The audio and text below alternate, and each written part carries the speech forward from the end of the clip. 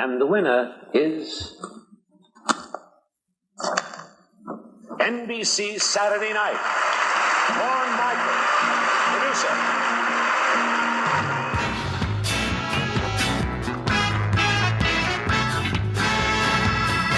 Hello and welcome to the Not Ready for Primetime podcast. We're Gary Seath and Brad Robinson.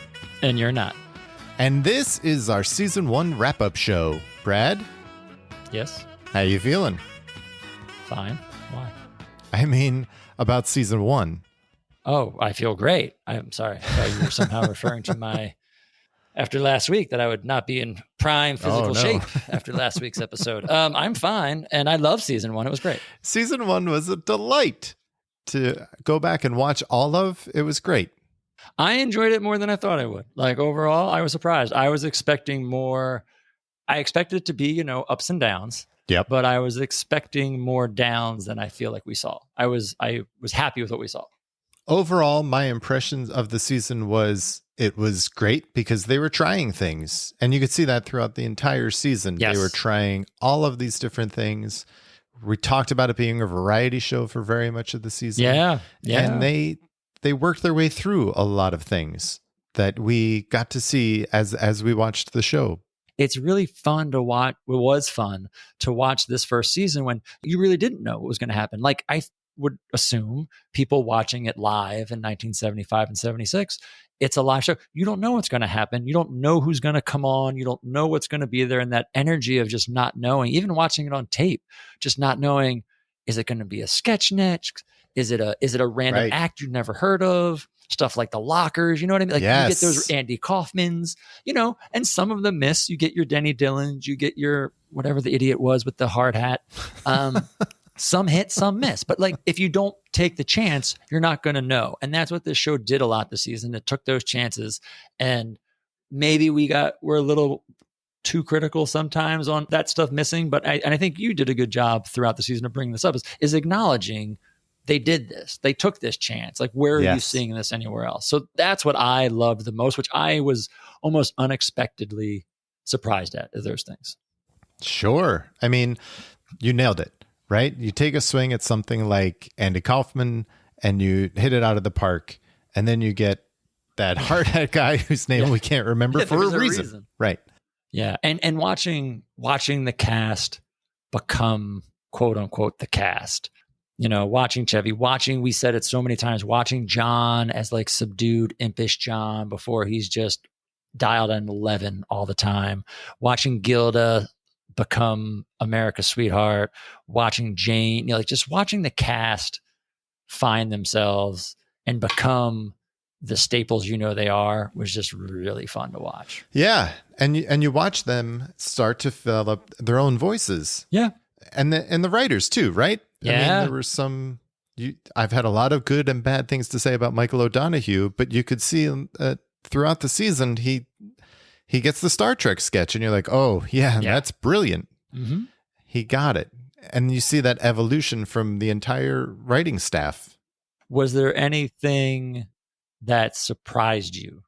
I think I was surprised by how quickly they found their voice as a group. Mm-hmm.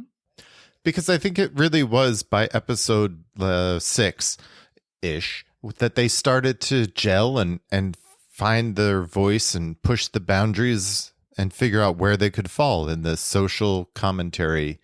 As a whole, you mean like the show as a whole? Yes, as a whole. Yes, absolutely. Right. I assumed it was going to take longer than I think it actually did. How about you? What surprised you? The first thing that surprised me was how much I enjoyed Chevy Chase. And I don't mean that as a smartass. I came in, I think, with a very post-70s, post-80s, 90s Chevy Chase mindset. And I enjoyed and was surprised at how much I enjoyed watching Chevy before he became, the big C Chevy Chase. He's great. He's really good on this show. He's very funny. He's really smart. He wrote a lot of his own stuff. And I was just surprised how much I enjoyed Chevy. That was probably the big thing was how much I like Chevy. And then I was kind of surprised, even though she's so underutilized, how solid Laraine Newman is. Like, whatever Laraine does, is good. Like, how many times did we watch an episode and I was like, I can't believe Lorraine could sing, or I can't believe she could scat or hula hoop or what, like anything she did well. Yeah. It's interesting because I had the same feeling about Jane coming into this. I don't think I realized how solid her foundation was. That was my other one too, is I was surprised how great Jane is. Like from the start, how solid and just how great Jane is. Yeah. And I think for us, recognizing that for Jane was easy because in the beginning, the first few episodes, right, she establishes that as a foundation. But I don't think Lorraine had that in the beginning because she was doing a lot of these weird solo O'Donoghue pieces, like the airline piece, the prank phone call. Yeah, and she's so good in that. Yeah, and she just, it's, I don't know. She kind of hit it. She kind of hit it around, what was it, 8 or 9? The Elliot Gould Godfather therapy when she does Sherry. Yes, and literally stops the show because the audience is applauding her performance. Right, and then and then she opposite John's Marlon Brando performance sings every time she sings. Yeah, right. And her singing is tremendous. It's interesting because I feel like Gilda is always vaulted to the top, and with reason, right? Yeah. I mean, she's wonderful. Of course. But I think that takes away from how great Jane and Lorraine are when they are they belong up there with her because they're so good. Yeah. What was something you learned by the end of the season?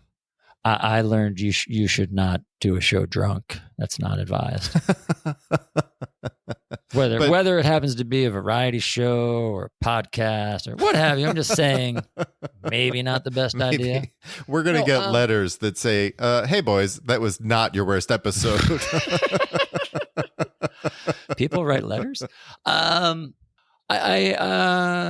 say I learned that the show is still finding itself at the end of season 1. You know, it was a long process, longer than even I had remembered, and I think most people forget, but how long it took the show to continue to find itself.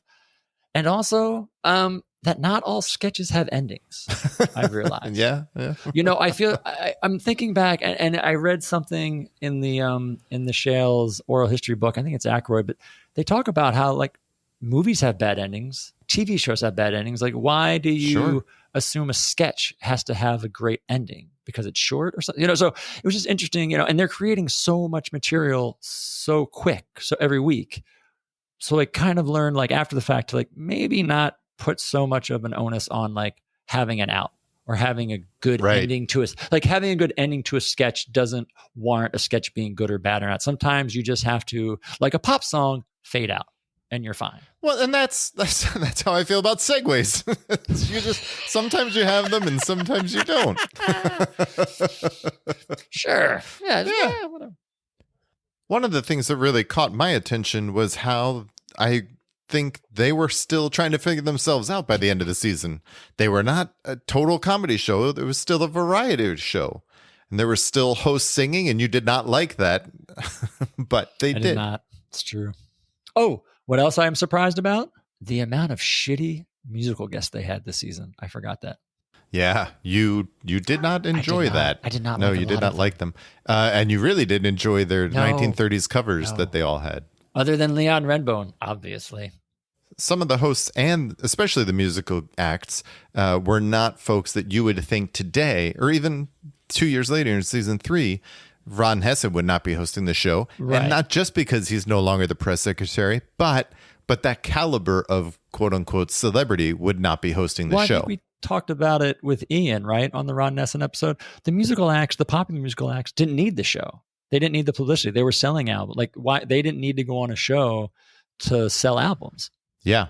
So the acts you were getting were people who were past their prime, who needed publicity, needed their name, you know, in the press. And I think it goes that way a little bit, I think, into next season. And it's not really till season 3, really, where they're really getting every, week in and week out, top notch, hip, great host. And as we set up, season 4, the Rolling Stones host the season premiere. So they'll get there.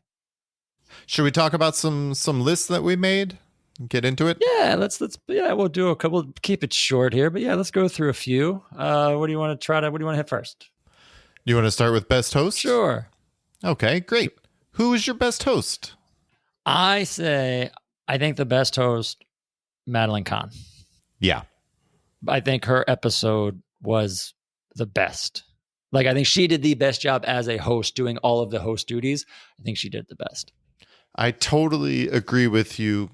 I think she was the best overall host who was willing to do whatever, and she did everything. She sang, she did voices, she did sketches, and she did them all tremendously. And my number 2 would have been Buck, because Buck Henry is just such an amazing host. Just in general, like what he does and what he brings to the show and how much the cast, you can tell, love him. Is he's probably season 1 ranks number 2. I'm sure he'll move up as we move on. I agree with that, but I would say that the most underappreciated host was Peter Boyle. Oh, I thought you were going to say Desi Arnaz. Okay. Yeah, I mean, he's another one who he did everything they wanted him to do. He did a ton of sketches. He did some voices and impressions. He did that weird wrestling thing. Yeah. And he even sang. I mean, he did everything that they wanted, and he was a lot of fun, which I love in a host. He did. Yes. I mean, I'll keep making examples, so we'll go on. Let's go to what about musical guests? What do you think was the best musical guest? My top 2, I had a hard time with this. Yeah, because there's only about 3 worth choosing from. I understand the dilemma you're under. Yeah, my top 2 were Gil Scott-Heron and Jimmy Cliff. Oh. Those were my top 2 performances. Really? I just thought they were great. Excellent performances. Oh, that's okay. I see. Why? What were Well, your parameters around this? Well, no. So I went with Patti Smith Group. Who Okay. I am not Yeah. a fan of, but I like them for who they were and what they represented for the show. That's why I thought they were the best musical guest of the season because of that. Yeah. And then I picked a backup in case you picked them, and I picked Billy Preston, Yeah. first guest Okay, of the show, yeah. because I thought Billy Preston's performance Yep. was awesome. You know, Yes. he had energy. It was great. And I feel like throughout the season, we would refer back to where's the energy Billy Preston brought? Remember Billy Preston? So, Those were the 4 performances Yeah. that I had written down. And then as the 5th, I had Leon Redbone. Sure. I mean, Leon Redbone, of course. Yeah, exactly. Let's turn our attention to the cast, the individual cast members. So what was your best impression? Belushi's Joe Cocker, hands down. Yeah, of course. I knew you were going to say that. Of course you did. Of course you knew it. And it might not be the best, but it's my favorite. I mean, this is the first instance when the show stopped. He came out and sang about 2 bars, and that place erupted. He was so good. I had his Brando. Did you really? I still like his Brando. I thought you were Yes. going to say Dan's Tom Snyder. That is my third. Yes. Yes. Oh, Yep. I thought you were going to say Tom Snyder. All right. Then how about your best recurring character that was introduced this season? I see a theme. Belushi Samurai. That's funny. Samurai. Again, I knew you were going to say this. Yeah. For me, it was Sherry because, She's good. It's good. right? Yeah. I mean, she's this character that she knows so well, and she's introducing it in many different ways. That's what put it over the top for me, was that we see Sherry in The Godfather. We see her as a standalone in the secretary Right. bit standalone. We see her in different ways. And one of my other characters, I guess, was Dan's pitchman. Yeah, I mean, because he comes back a couple of times. It's like there's a couple weird ones too, where they come like once or twice, so they're technically, are they or aren't they? But what about? Did you have a favorite? I feel it's going to be obvious, but a favorite special guest? Yeah, Andy Kaufman. Yeah, I figured it's pretty easy. He's pretty good. Number 2, it's not the Lockers. I thought you would have jumped. At the Oh, Lockers. yes, the Lockers. See? Yeah, I have them on my other list. Yes, Okay. definitely. Oh, there you go. You know what? That's where I had the Lockers, was on my list of things that I liked most about the show. Oh, that stuff. Yeah. Things that I liked, that they were into trying different things, and they tried things that were not comedy. It was a variety show, things like the Lockers. Even though I was not a fan, the fact that they did the Paul Simon episode the way they did, Right. Yeah. the Candace Bergen interviews that she did, Oh, yeah. things But they like just that, did something different different. things. Yes. Yeah. And those were things that I really liked and appreciated most about the first season. Should we get into the episodes and sketches? Let's do it. Yeah. Let's do episodes first. All right. Let's do our top 5 episodes. So we did this independently, right? We made our own lists, Yes. and our top 5 came out the same, right? We have the same top 5 episodes. We have the same top 5. I think 3 and 5 are flip flopped, but yes. So our top 5, I had Buck Henry's number 1 as number 5, Lily Tomlin at number 4, Elliot Gould first episode as number 3. So Buck Henry, Lily Tomlin, Elliot Gould. Number 2, and I just switched these. I had Richard Pryor at number 2, and I did Madeline Kahn at number 1. Yeah. I have Madeline Kahn as the best episode of the season. Yep. What'd you have? I had number 5 was Elliot Gould's first episode. Number 4 was Lily Tomlin's episode. Number 3, Buck Henry's first episode. Number 2, Richard Pryor. And number 1, also Madeline Kahn. Now, for me, I went back and when I was looking at the sketches, the thing about the favorite sketches throughout the year, I had to move Madeline Kahn to number 1 because of that. Because there were so many that I just loved and adored. But it also vaulted Peter Boyle way up on my list because that episode was hanging down around 10 or 12 for me. Yeah. And I moved it up to number 6 because it's in my middle. The more I think about that episode and the sketches and everything, I really appreciate it. I have that ranked below Paul Simon. I should think about it again. You should. Oof. I do not trust your rankings now. But I, for the longest time, had Pryor at number 1, especially after we saw it. And then once we saw Madeline Kahn, I put her at number 2. And then the more I sat and thought about it, and it really came down to me as why I put Madeline Kahn over Richard Pryor, is the working with the cast. Richard Pryor really took over that show. He does his monologues, which are great. Yes. But, a lot of the white family sketches with people he brought in, which he had to for what that sketch was. Yeah. He brought the priest in for Poltergeist. And then to Madeline Kahn, she did Slumber Party with all the women. She did stuff with John. She did the great Bride of Frankenstein number with the band and everybody. Yes. Final Days, which was great, which had most of the cast in it. But the other thing, which was actually probably the first thing that made me tip the scale, is I felt both episodes were pretty flawless with except for one bit. And for Richard Pryor, it was the monologue, I guess, whatever it was, that his ex-wife did. Right. Versus Madeline Kahn was her singing a song. And the fact that the knock against Madeline's episode was at least her. Yeah. You know what I mean? It wasn't somebody brought in from the outside, that at least the show was still contained, was the first thing that made me vault her up to first. But then it was just the amount of stuff you saw the cast in with her. Really, as a show in general, I put that as the best show of the season. It's interesting looking at this list of hosts from season 1 and thinking about how many of them brought characters or material or pieces to the show. Someone like Lily Tomlin, Richard Pryor, Desi Arnaz even, versus someone like Buck Henry or Candice Bergen. She played really well with everyone and did a lot, but she's an odd one. Yeah, I mean that in a good way. Okay, I mean that in a good way, where I feel like what you were just saying, there's kind of a lot of most of these hosts fall into one of two camps. Either they bring a lot of their own stuff, Richard Pryor, Lily Tomlin, George Carlin, or they bring nothing. Yep. Raquel Welch, Ron Nessen, Jill Clayburgh, Dick Cavett. You know what I mean? So I think Bergen's one of those, but that's where you get Bergen, you get Buck Henry, you get Elliot Gould, who hit that sweet spot where they take what the cast has, they elevate it, they add to it, they can be their own thing. And that's what makes them some of the best hosts that we've had. Who was the host that surprised you the most in a good way? It's either Desi Arnaz or Anthony Perkins, I feel like. Yeah, those are my top two, too. For me, it was Anthony Perkins. I just didn't know what to expect from him, but he was funnier than I thought. He was game, that's why. He was totally game for everything. I thought Anthony Perkins was so much fun. Yeah, he was game, surprised you. And Desi Arnaz, because I just thought it was, here's an old guy who's just, we want a name, we put him on. And for the first half of that episode, I feel like I'm kind of right. The second half gave you two of the musical numbers. He had the Untouchables sketch. Yeah. Oh, and the acupuncture thing, which was really good. Yeah. So he really it was slow, but he brought it. Definitely. Yeah.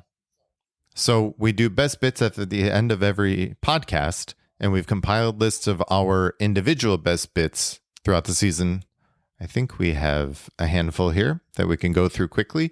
So, Brad, what were your best bits? Mine aren't necessarily in order, but my top 5 in relative order, probably. Samurai Deli with John Belushi and Buck Henry on Buck's first episode. Yes. Godfather Therapy the week before with Elliot Gould. Sleepover with Madeline Kahn and the ladies, probably number 3. Word Association, episode 7, Richard Pryor with him and Chevy, classic. And this is probably number 1 on the list is the from the second Elliot Gould in May, Michael O'Donoghue's Last Voyage of the Starship Enterprise. Probably my favorite of the season. That's my 5, and probably in that order. Yeah, I can't argue with that. Sure. Yeah, and if I threw a couple more to battle for that 5th spot, Dan's Bassomatic from the Ron Nessen episode, the Jaws 2, which most people know as Land Shark, the first time we see Land Shark on episode 4, Candice Bergen's, and I could substitute anything really in for the next few. I had, for my number 1, was Word Association from Richard Pryor episode. The Bride of Frankenstein is my number 2 from Madeline Kahn. And that was so much fun with the band and with everyone, the entire cast in that. Loved that one. Yeah, it was good. Number 3, the Janitor in the Fridge sketch from the Peter Boyle episode. Yeah. Again, the entire cast is in that and doing something and having fun. Samurai Deli, which you mentioned, is number 4. And then number 5, I had Dueling Brandos, which it was John and Peter Boyle doing their Dueling Brandos impressions. Okay. You're putting 2 top sketches of the entire first season, and you're putting 2 Peter Boyle sketches in there? That's what I'm saying. That's why I had to move the episode up. Wow. Okay. Wow. Yeah. Whew. You're going to argue that they weren't good sketches? I would not put Dueling Brandos up there. And I would, you know what? I wouldn't put Janitor in the Fridge. I would put in a different category of like underrated or forgotten sketches. Like sketches that, like, I feel like our top 5, maybe even the casual fans have seen or heard of and know because they are that iconic and that classic. But then I was thinking of, underrated or, like I said, or forgotten. So either stuff you never heard or you forgot about. And for me, my top 5 of that would be, and this is not in any order, the Hard Hats from Lily Tomlin. Yeah, which was I had that on my underrated. Which was a really great, and it was kind of the first like smart female sketch we got to see.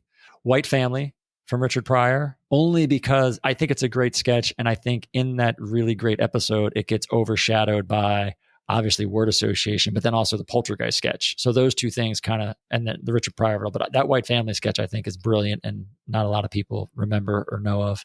I have Janitor in the Fridge in this category. I think Janitor in the Fridge is probably something no one knows or has heard of. In addition to Household Hints from the Anthony Perkins episode, where I think it's in the same exact set as Janitor in the Fridge. It is. Where Gilda is a suburban housewife and she hires Jane Curtin as an S&M dominatrix house cleaner. That is brilliant. It's probably one of Jane's best performances, and it's something so out of character for her that most people probably don't remember. And then I had Bride of Frankenstein in this because I think again, Madeline Kahn and the musical numbers I think kind of get forgotten over time, but it's one of the best bits that I think you wouldn't remember. That's also where I had the Tomorrow Show with Dan's Tom Snyder impression. Oh, okay. Because again, it was a crowd pleaser. It stopped the show as soon as he came out and started talking. The crowd stopped. Right. And again, this was another thing that was so hard because there are a lot of sketches that I really enjoyed this year. Did you? Do you have any others in that forgotten category? You said Hard Hats, right? I did say Hard Hats. Yeah. The Norman Bates Motel Management. Oh, that's good. And I had the Sleepover in this category as well. And the All Pro Wrestling bit with Peter Boyle. Because you love that Peter Boyle episode. I loved it. Damn. Yeah. Because I'll throw out a handful more because I had some in case you mentioned before. Other underrated forgotten sketches. If you haven't seen them, you should check out. The Claudine Longet Invitational, the Michael O'Donoghue sketch is so funny. Yeah. One I thought you would have said was from Buck Henry's second episode, Talk Back, when he's manning the phones. I did write that down. I have it on my list, but there were 2 Buck Henrys I had on there: the Talkback and the Citizen Kane. I got Citizen Kane too. Yeah, that's one because I don't think you've ever seen. It's a really great one. And the last one I had Untouchables. The Untouchables parody. Yeah. Franklin and Davis's piece was really great with Desi Arnaz. And Mechanic Bedtime Story. Remember that? The Buck Henry first episode? Oh, When yes. Dan's Yeah. telling, With Gilda. Gilda's Yeah, and story. Dan. Yep. So, yeah, if you haven't listened to the show and you're listening to the recap and you're looking for some sketches to watch, you probably have seen the best bit sketches we had. But these underrated, forgotten ones are all amazingly good. And do yourselves a favor and check them out because they're really funny. They're really good. This was even a re-education to have to go back and rethink about all of these sketches because there's just a lot. Yeah, I mean, I got to say, for a show that we keep saying is like trying to find itself and working things out, there's a lot of really great stuff. Like you put through a best of just this season, it's pretty stellar. Absolutely. And I think another thing that's underrated, and we mentioned it earlier, but it's something folks should go back and watch, is the Lockers performance from Rob Reiner's episode. Yep. Yeah, that's good. It's just so different and unique and great, and you don't see it again, really. And anytime, with the exception, I would say, of the Louise Lasser as a whole, but anytime they go meta, which they do more the later half of the season, but any of the cold openings where they're kind of meta, the Chevy doesn't want to do the fall, that's a good one. Yep. The Louise Lasser one where they talk about the Rolling Stone article is really great. The Buck Henry one, that's his monologue, the Buck Henry monologue where he can't get in. But those things are all, it's really fun because it really sets the tone for what, especially in this early era, they do a lot of those behind the scenes, locker room things. Anytime they do those are really fun to watch too. Well, Brad, I think season 1 was a lot more fun than we thought it might be. Season 1 was a blast, man. I'm so glad we did it. I hope people enjoyed it. And thank you, everybody, for listening because we had a blast doing it. So I hope you all had a blast listening. We hope you had as much fun listening to it as we did making it and talking about it ourselves. And if you have, please, please rate and review. Rate and review. Rating takes like 2 seconds. You literally hit a button at 5 stars. Or listen, perhaps you want to give it 5 stars, but one of us maybe is a little bit too negative and it knocks it down a little bit. So you only give it 4 stars. That's cool as well, man. That's cool. And the other one is serviceable. You're serviceable. Yeah. We read them. But no, thank you everybody for leaving reviews who have. But yeah, please rate it, review it. We are coming back for season 2 in just a few weeks. So if you haven't subscribe to the show so you'll get the season 2 trailer when it comes out. Spoiler alert, not going to be that long, only a few weeks. But subscribe to the show so you can get them every week. And yes, please rate and review because we would love, as we start getting into season 2, to try to, I don't know, profile, right? Get our profile up in wherever you get your podcast. People can find us, look us up, tell a friend, tell 2 friends. Yeah, tell your mom, tell your dad, tell everyone you know. In the meantime, check us out on social media, Twitter, Instagram, or whatever the hell Twitter's called, X. Instagram, Facebook. Not ready for PT Pod. While we're off for the next few weeks, we're going to do a bunch of polls and questions. And even regardless, we always post a bunch of stuff, what's happening in SNL and this day in SNL history and that kind of stuff. And reach out, drop us a line. We love talking to people and hearing what you have to say about it and going back and forth. So we'll definitely still be around on the social media stuff for the next few weeks until season 2 kicks off. We'll be back to talk about season 2 in our season 2 preview show. But until then, good night and have a pleasant tomorrow.